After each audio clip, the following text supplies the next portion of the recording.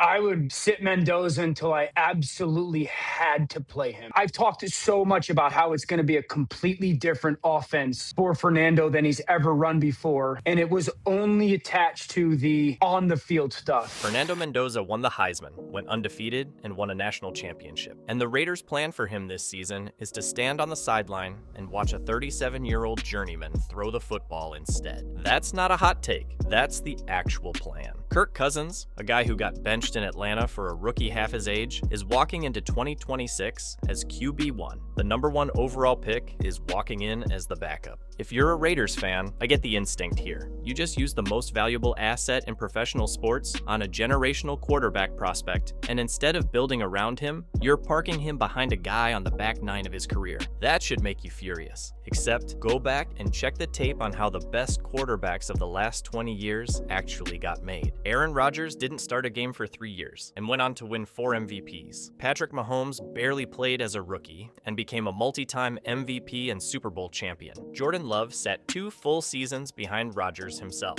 and is now being talked about as a legitimate MVP candidate in his own right. Every single one of those guys spent year 1 exactly where Mendoza's spending his, off to the side, watching, waiting. So which is it? Is Vegas quietly running the same blueprint that turned those 3 into franchise cornerstones? Or are they just stalling and calling it patience? To understand what the Raiders are trying to do, you have to go back to Green Bay, because this whole idea starts there. In 2005, the Packers used a first-round pick on Aaron Rodgers, and then did the unthinkable. They let him sit. Brett Favre was still the starter, still playing at a high level, and Rodgers spent 3 years holding a clipboard, learning the offense, throwing exactly right passes in games that didn't matter. No pressure, no must-win Sundays with a rookie under center, just reps in practice and a front-row seat to how a franchise quarterback prepares. When Favre finally left, Rodgers didn't look like a rookie stepping into the fire. He looked like a guy who'd already been playing the position for years, because he had been, just not on Sundays. Green Bay liked that formula so much they ran it again. In 2020, they drafted Jordan Love in the first round, while Rodgers was still an MVP-level starter. Love sat 2 seasons. Same idea, same patience. Learn the system, learn the league, and take over when you're ready instead of when the calendar says you have to be. It's not just a Green Bay thing either. Kansas City ran their own version with Patrick Mahomes, drafted in 2017, started exactly 1 game as a rookie behind Alex Smith. A year later, Mahomes was the MVP. 3 different franchises, 3 different quarterbacks. The same core idea. The best development plan isn't always the fastest one. Sitting isn't just about being patient for the sake of being patient. There's an actual mechanism here, and it's worth understanding why it works when it works. When a rookie quarterback starts week 1, every mistake he makes is on tape, forever against NFL speed, in a real game that counts. Bad reads and blown protections. Panicking under pressure he's never felt before. All of it gets baked into how he plays the position, and some quarterbacks never fully unlearn those habits. But when you sit a guy behind a veteran, all of that same learning happens in practice instead. He gets to make the mistakes where they don't cost anybody anything. He gets to watch a starter handle a blitz he's never seen. Watch him get the offense in and out of the huddle. Watch him talk to the offensive line before the snap. And by the time he actually plays, he's not learning the position anymore. He already knows it.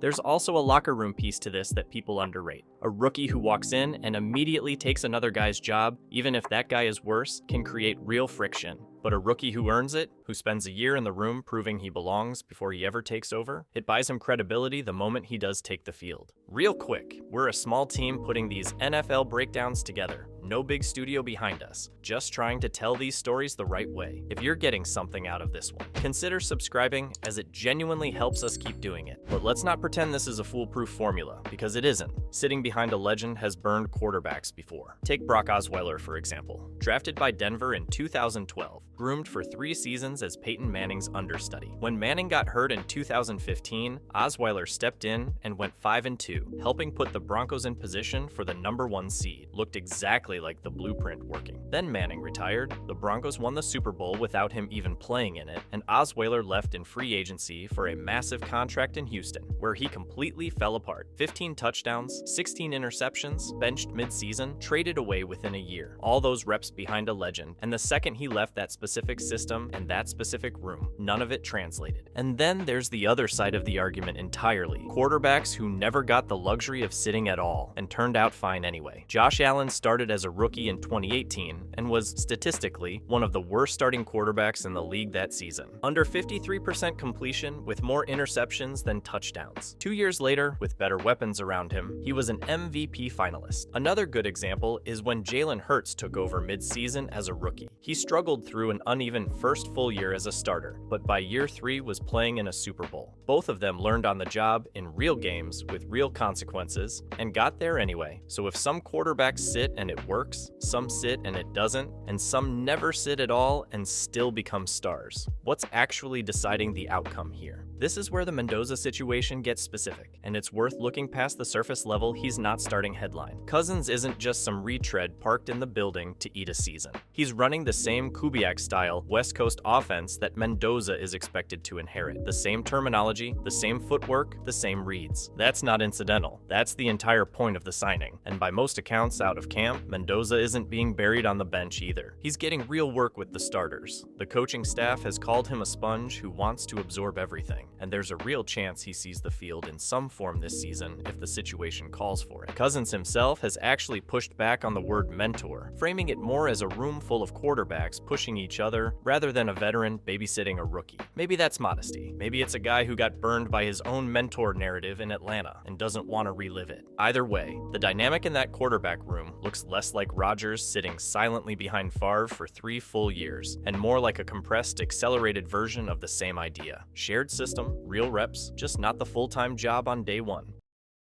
Here's the piece that makes Vegas's plan more than just a scheme on paper. Klint Kubiak isn't guessing about how to handle this quarterback room. He's done it before, with this exact quarterback. Kubiak and Cousins go back to 2019 in Minnesota, back when Kubiak was a first-time position coach, and Cousins was heading into year 2 with the Vikings. They spent 3 seasons together. Cousins made 2 Pro Bowls in that stretch and threw for 4,000+ yards in a season under Kubiak's system. This isn't 2 guys meeting for the first time in a Vegas quarterback room. And Cousins isn't the only data point. Kubiak's fingerprints are on Sam Darnold's bounce back, on Derek Carr's best statistical stretch in New Orleans, on Brock Purdy's near MVP season in San Francisco. Different quarterbacks, different situations, same coach finding a way to get more out of the guy under center. Say what you want about whether Mendoza needed to sit. The man running this specific plan has a track record of making quarterbacks better. But Kubiak has never actually been a head coach before. Not for a single game. 12+ years calling plays and coaching quarterbacks. 0 years being the guy ultimately responsible for an entire roster, a locker room, a franchise's patience running out in real time. Even Cousins, when reporters asked him to describe the difference between Kubiak the coordinator and Kubiak the head coach, joked he'd have to tread lightly with the answer. What that means is no one knows, but everyone's going to find out soon enough.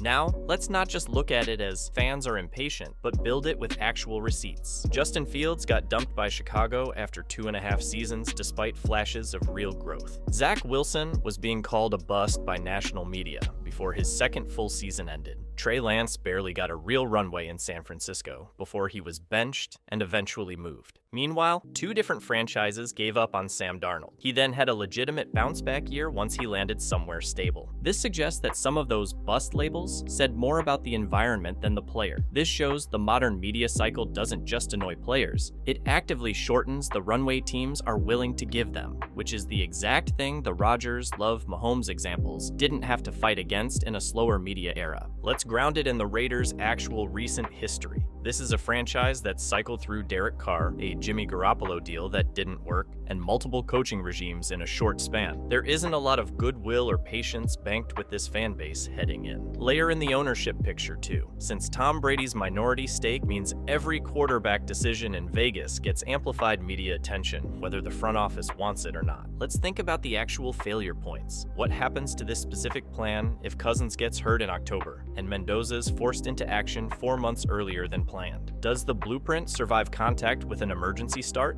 What happens if Cousins is merely mediocre rather than bad, and the fan base starts asking why the Heisman winner isn't playing over a mid-quarterback? So here's the actual takeaway, and it's not as simple as sitting is good or sitting is bad. It was never really about sitting at all. Rodgers, Love, and Mahomes didn't succeed because they waited. They succeeded because they waited inside the exact system they'd eventually run, learning from a starter whose game plan would become their own. Osweiler waited too, but the moment he left that system for a new team, all those years of prep meant nothing. The waiting wasn't the mechanism. The continuity was. By that measure, what Vegas is doing with Mendoza actually holds up better than the surface headline suggests. It's not a rookie getting buried out of fear. It's a rookie learning the exact offense he's going to run, from a quarterback running that same offense right now, with a coaching staff already trying to get him reps instead of hiding him. So go back to where we started. The #1 overall pick walking into camp as a backup. On its face, that looks like a franchise wasting its most valuable asset, but run it through everything you just heard, and it looks like something else entirely. A team trying to borrow the exact blueprint that built 3 of the best quarterbacks of this era, and building it around continuity instead of just patience for its own sake. Whether it actually works comes down to the only thing that ever decided it for anyone else who's tried this. Not how long Mendoza waits, but whether the system he's learning right now is still the one he's running when his turn finally comes. So let me know what you guys think about all of this in the comments. Leave a like and sub if you've made it this far, and I'll catch you on the next one.